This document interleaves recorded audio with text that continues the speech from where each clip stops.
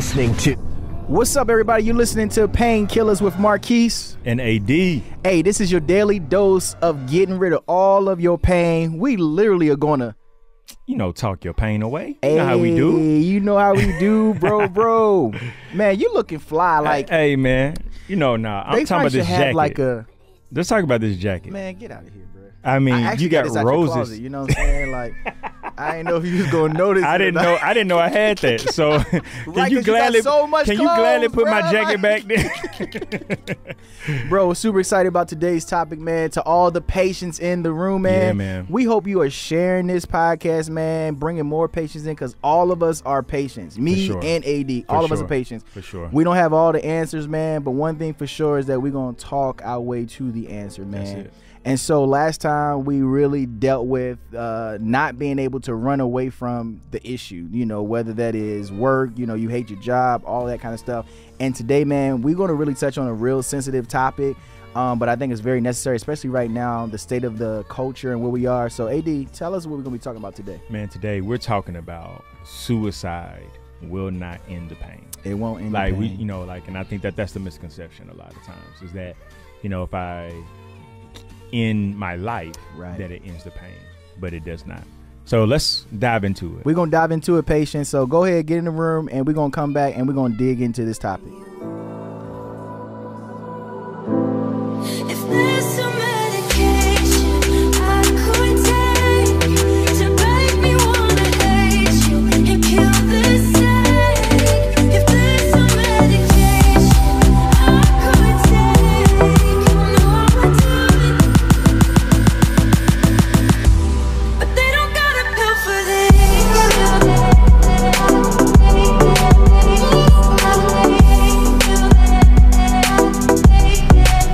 pill for this.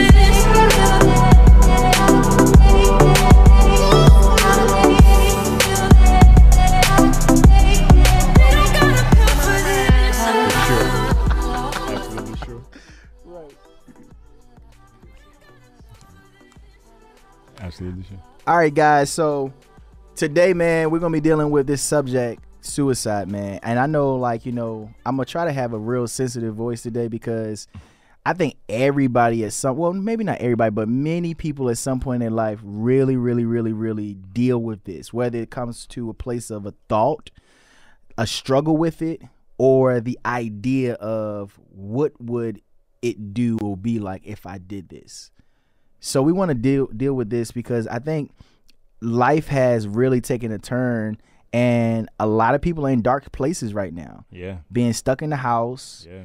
losing their job, Yeah. maybe losing a lot of money that they were making prior to the pandemic. Like, the reality is everybody for once in the entire world are all dealing with the same thing. Man.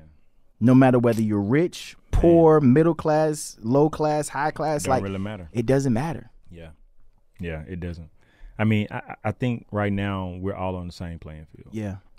And a big part about that is we're all on the same playing field from the standpoint of we're trying to preserve what we currently have. Yeah. And I'm just not talking about material things. Facts. Like preserve our minds, our intellect, our sanity. Yeah. This is a sensitive subject because I've, definitely dealt with this. Me too, man. You know what I'm saying? And I think, a lot of your people that carry or, deal with some type of gift, are automatically, especially like if you're creative or you're called to create certain things, whether they be businesses or, art or whatever the case is, like you're going to be hit with the challenge of mental problems. Yeah. And I think a lot of times in our culture, in the African American culture, we overlook it. Yeah. We don't talk about it. We because we say it's crazy. Yeah. Or it becomes a taboo subject in African American homes. Yeah. And so we try to not communicate it as if not talking about it removes it. And it doesn't. It does not. And so, man, I think that for one, if we're gonna kill this pain, for one, we know through all of our podcasts, we got to be transparent. We got to be open and honest about it. About you're only gonna get help when you communicate that this is an area where you need help. Facts. And what happens is that we are acting, performing as if nothing is wrong. Yeah.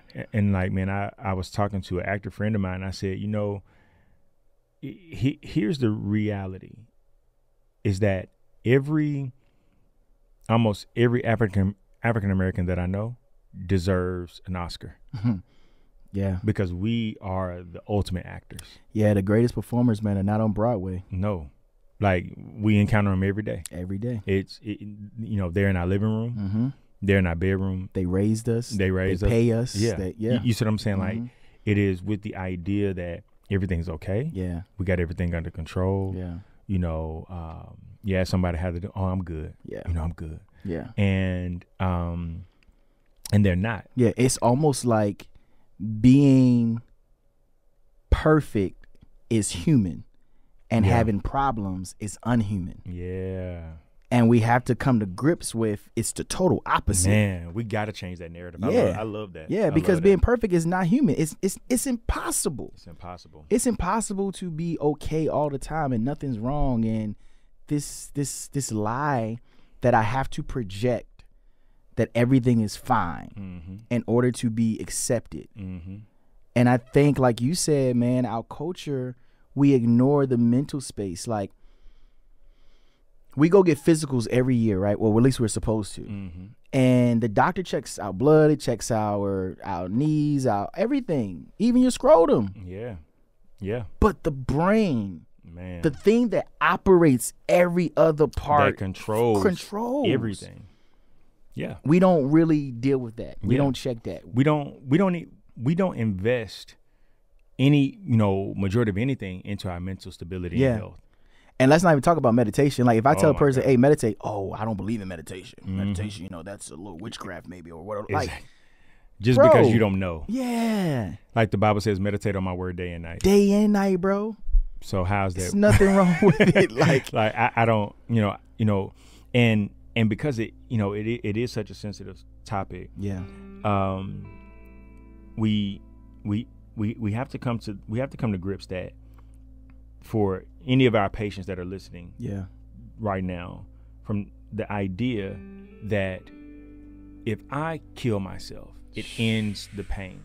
It doesn't end it. It just starts it. It starts it. Especially for family, for it friends. Transfers it. Yes. That's the what main it does. word. It transfers. It transfers it. Yep.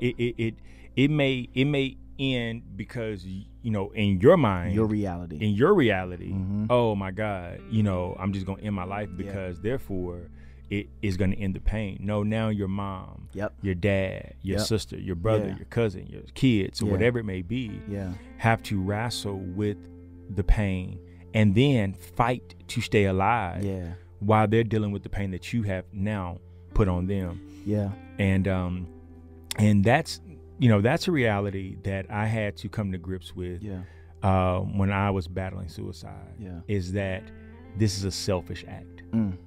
Now, I know we don't want to hear that, but it's a fact. Yeah, it's selfish. A permanent decision on a temporary situation. Yep. And we can't undo it. You can't. And it's selfish because what we're saying is that what I'm dealing with is so bad that I am going to now hurt everybody else that love me. Because I can't handle my own hurt. Yep. Yeah. Yep. Go ahead. I don't want to interrupt you. Yeah, no. But I think that we just have to come to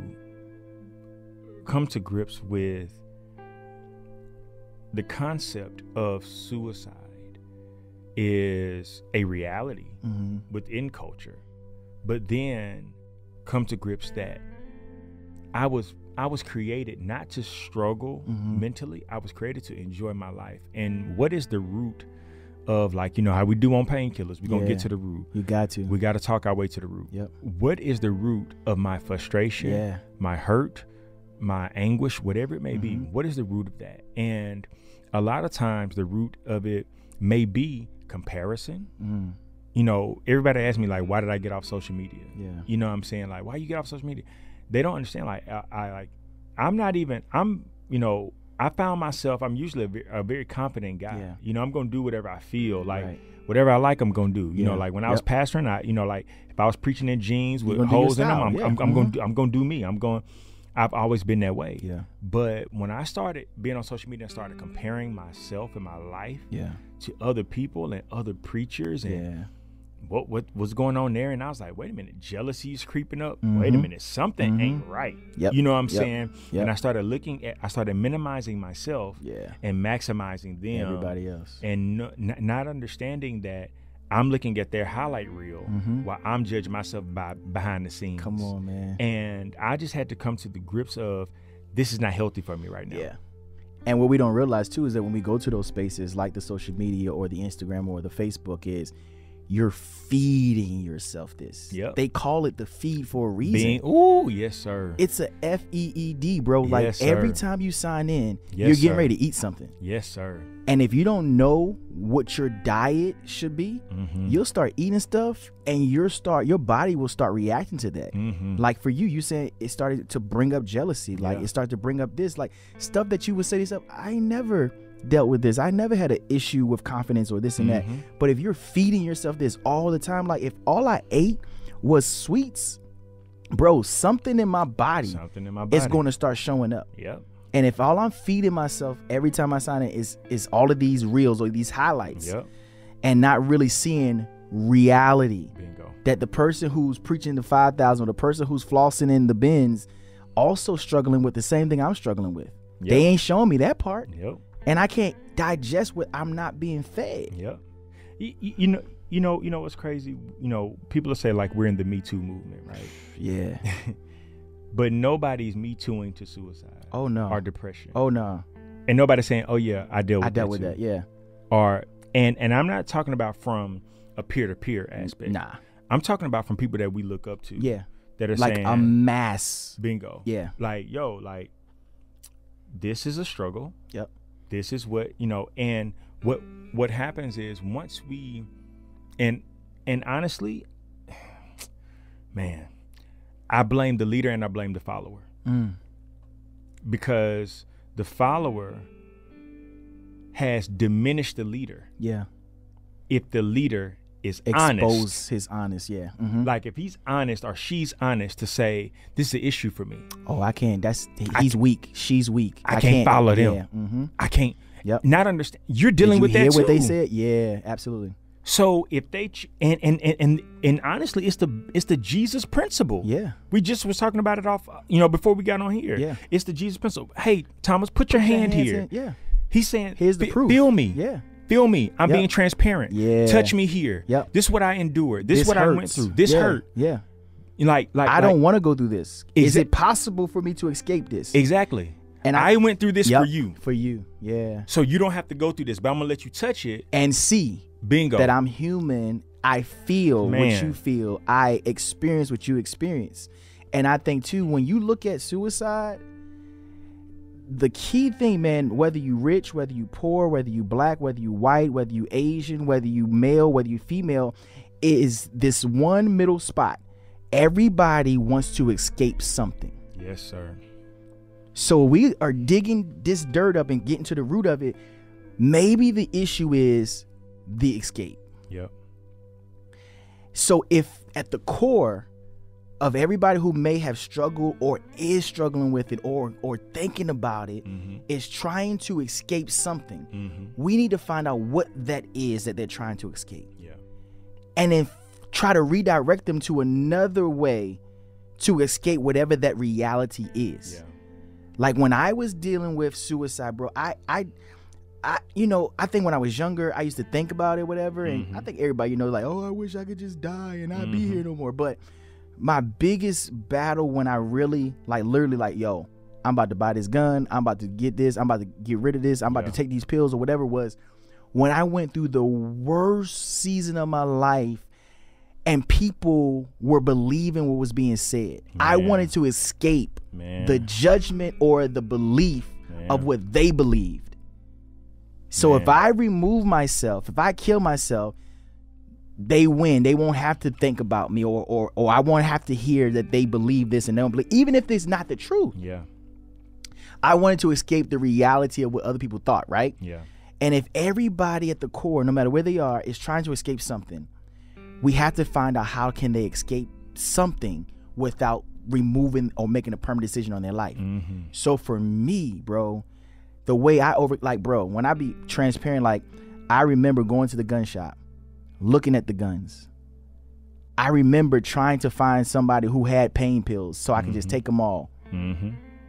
I remember sitting in my garage and trying to figure out how to just turn the engine on and how long will it take to just sit in the car and absorb, like, real. Yeah. Not just a thought. I'm talking about like a real practice, Yeah. but I was trying to escape something, man. Yeah. And I think the average person who's trying to, or who has explored or played with it, is trying to escape something. Yeah.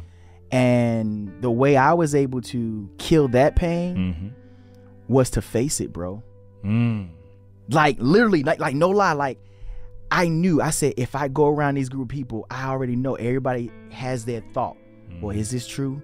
Yeah. Did he do it? Man. Did he not do it? Man, you hearing the thoughts. Yeah, man. Yeah. You hearing the chatter. Yeah. Yeah. So I said, I'm gonna stay home and I'm just gonna take my life. But I had to try to deal with this escape. And so what I had to do was, in order for me to escape, is I had to face it. Mm-hmm. And the way I faced it was put myself in the place where I know the issue came from, and say, you know what, regardless of what they say, what they view, I can only believe me. Yes, sir.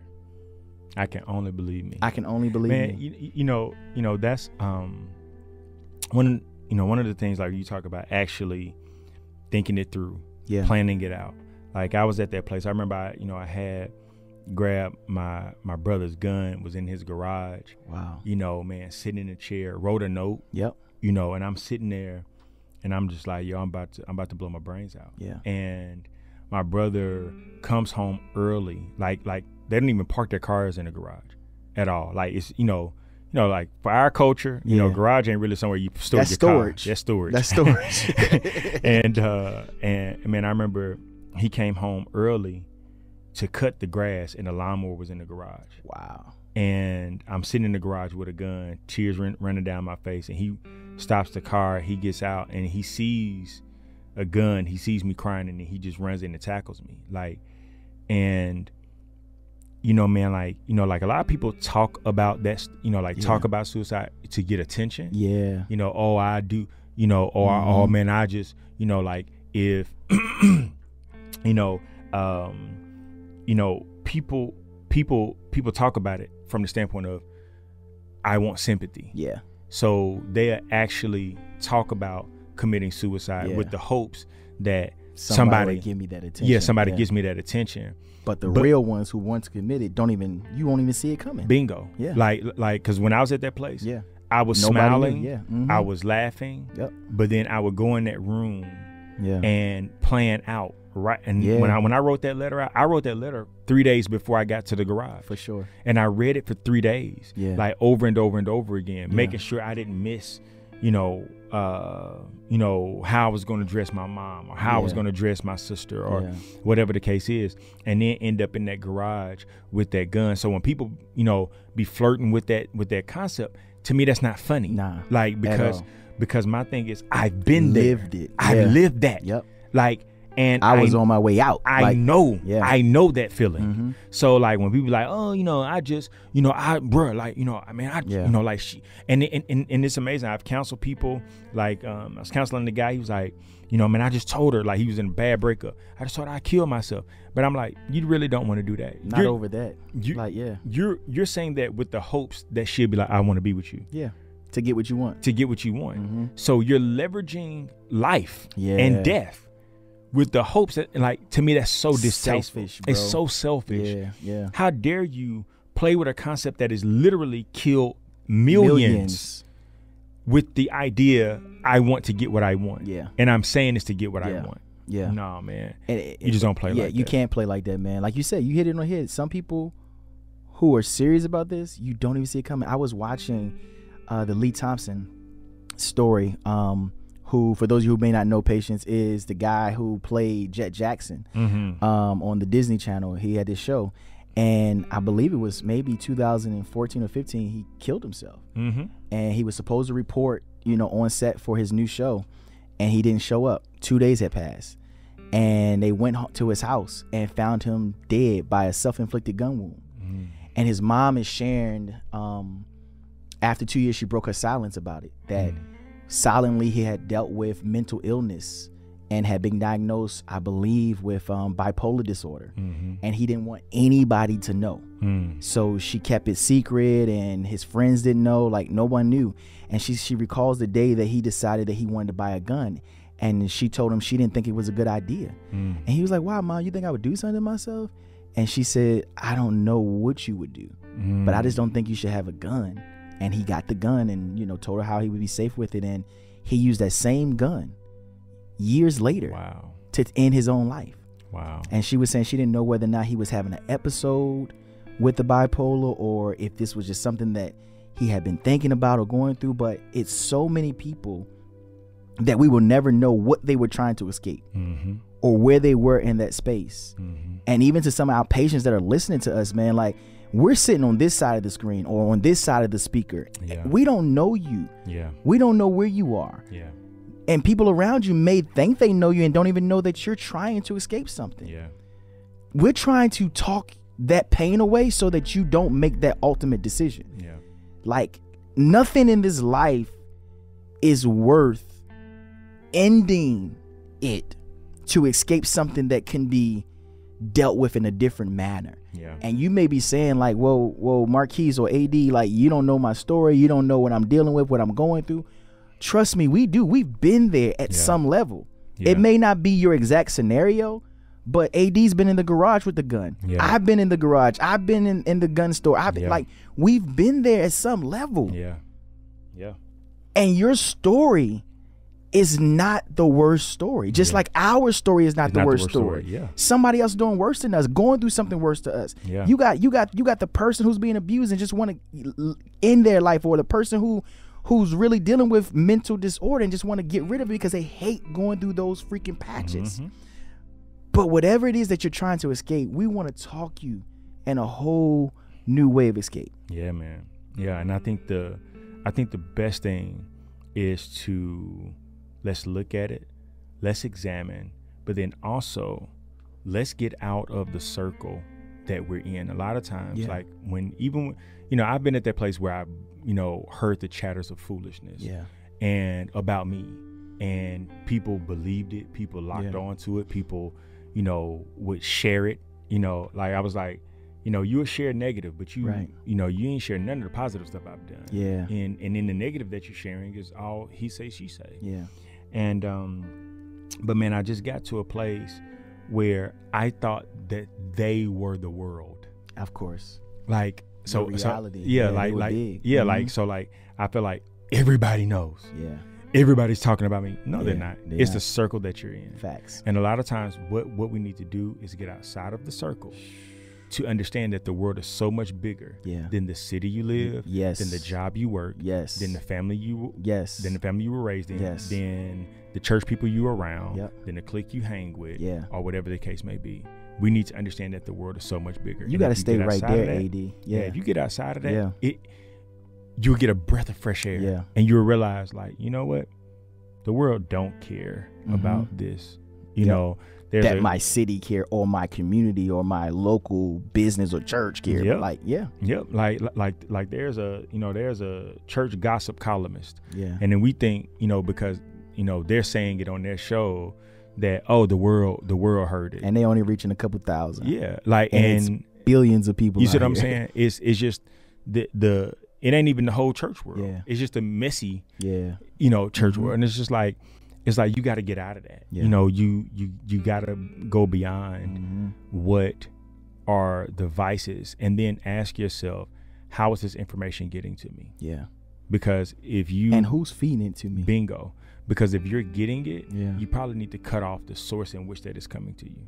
I like that, and I think that it's very important that those patients that are listening to us, you listen to that. Maybe you need, instead of taking your life, maybe you need to move to a new city. Maybe you need to go to a new country and explore a whole different. Maybe you need to transfer Yeah. Maybe you need to, you know, end that relationship and start a new one, or like, don't kill yourself. I know it hurts right now. I know you're scared to go to the grocery store, or you don't want people to know what you did. Like, maybe you need a breath of fresh air. Maybe your escape will be leaving that city. Yeah. Maybe your escape would be leaving that position. Yeah. Maybe your escape would be leaving that circle of friends. Maybe your escape is getting off of social media for an entire year or 6 months or the rest of your life. Yeah. And living if it's going to save your life. Bingo. Whatever's going to save it is no extreme to whatever's going to save your life. Bingo. It's no extreme. If that means you got to sell everything and start over. Yep. If that's going to put you in a better, healthy space. Yep. Do it. Do it. I want to touch this very quickly. I know we're almost out of time, but I want to touch this very quickly. There are some patients, man, that want to end their life because they can't live their real life. Yeah. And I want to say to those patients that are listening to me, if you're thinking about killing yourself because you are afraid to be who you want to be or who you believe you're going to be, you're better off committing emotional suicide than physical suicide. Yeah. Like, just go ahead and rip that Band-Aid off and say, hey guys, this is who I am. Yeah. Yeah. And if that means that they can't love you and they can't embrace you, at least you still have your life. Yep. And you can find a group of people who will love you for the real you. Yep. Legit. If you've been, I don't want to generalize it and make it seem like I'm just talking about like a certain lifestyle, because some people say, well, it's just a certain lifestyle that he's talking about, like he alluded to, that's exactly what right? they're gonna go to. Yeah. So let me make this not generalize it, but let me say to the person who maybe have been singing since they was a kid, and that's all your parents wanted you to be, was an entertainer, and you're 25 years old now, and you just hate this world of entertainment. It's chewed you up, spit you out, and you hate it. You hate going to sing. You hate going to a studio. Yo, let them know you're not going to sing anymore. Yeah. Rip up your contract. Go be who you want to be. You may just want to be a freaking artist and just draw. Do that. Do that. Live in that. Even if they tell you there's no freaking career in that. Be happy. Be happy. Maybe you're like, we had a guest on this talk about they was into fashion. If that's what you are, and your parents or your family and your friends want you to be a freaking sports star or a football player or a basketball player, and that's just not who you are, and you've been doing that to appease them, break it to them. Break it. Before I kill myself and blow my brains out like so many other NFL players or NBA players, I'm going to be this fashion designer. Yep. And if you are attracted to the same sex, and no matter if it goes against your freaking beliefs and everybody else imposed on you, like before you kill yourself, listen, ain't nothing worth it. Nothing's worth it. Nothing's worth it. Nothing. Like, and I think that we have to make doing what's in our heart okay. Bingo. Like, we do. Yeah. We have to make doing what's in our heart okay. And I know that's a challenge for a lot of us. Like, a part of my life, pastoring is one part of my life, preaching is one part of my life, but acting is another part of my life. Producing films is another part of my life. Producing docuseries, that's another part of my life. And being an artist is another part of my life. So it's like don't feel the need for the opinions and for people to like you, to force you into a box that box will remotely suffocate you in the long run. So, man, this is so good, man. We might have to come back and revisit another part two of this one. I think so. I think so. And maybe get some of our patients. Like, if you've been struggling with suicide or you've been thinking about killing yourself and you just like, I've never told nobody this, like, don't be a Lee Thompson and just do it and everybody is shocked by it. Yeah. Like, if you really have and you like, man, but I want to overcome this, or I've never shared this, or I have experienced this, I have dealt with this, like, write to us, email us, leave a comment, like, shoot us some information, man. Like, maybe when we do this again, we want to bring some of the patients on, man. Do a call in or something, or face in and Skype in and let's talk. But we get ready to give you our prescriptions for today. AD, what's your prescription for today? I think my prescription is exactly what I said, man. If you're dealing with this, man, get out of your box, get out of your circle. Go and see something new. Yeah. Go and challenge yourself to go somewhere. And you can say, well, AD, man, I don't have the money. I don't have the money to go and do that. Listen, if you got access to a Greyhound, if you like, even if it's for a weekend, a Megabus, whatever, go experience something new for a weekend. Go somewhere else. I'm pretty sure you got somebody that you know that's out of town. Tell them, hey, can I come stay with you for a weekend? Get out, experience more, allow your eyes to see something different, and allow your ears to hear something different. So that's my prescription, man. So you got to go feel it. Yeah, man, you got to go feel that. And here's my prescription to all my patients, man, that are dealing with this and in this particular space, man. My prescription to you is literally, I want you to discover what it is you're trying to escape. Yeah. And I want you to find a way to escape that without taking yourself out. Yes, sir. Like I said earlier, if that means you don't want to work in that particular industry anymore, quit. Yeah. But don't kill yourself. Yeah. If you don't like living in the city you're in because of what people are saying and what you're hearing and gossip and stuff, move. Get out of that city, get out of that region, get out of that clique. Yeah. My prescription to you is that. That's it, man. And you got to go feel it. You got to go feel it, man. You got to go feel it. Patience, we love y'all. Man, we love y'all for real, man. And I'm telling you right now, if this is you, I want you to email painkillerspodcast@gmail.com. All right? Hey. Painkillerspodcast@gmail.com, man. We want to be sure that we reach out, talk to you, and then, man, next time we do this, man, we just got to bring some people on. All right? Yeah, absolutely, man. All right, man. Listen, this is what we here for. This has been Painkillers. Just try to talk this pain away. Talking the pain away. All right. Till next time. Don't forget, you can join us every Monday night on Medication Mondays on Clubhouse at 9 p.m. It's an extended conversation from the Painkillers podcast. Clubhouse, Monday nights at 9 p.m. Medication Mondays.